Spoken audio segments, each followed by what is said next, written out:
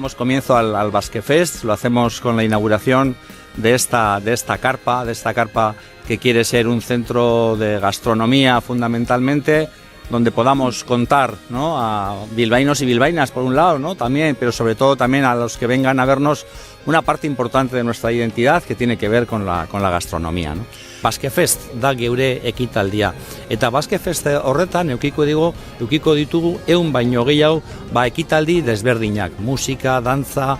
gastronomia eta hainbeste gauza, eta izango dira bai bilbotarrontzako, hementxe geratu gara bilbotar asko, beste batzuk joan egin dira beste lekuetara, baina bilbotar batzuk geratu gara hementxe, eta baita ere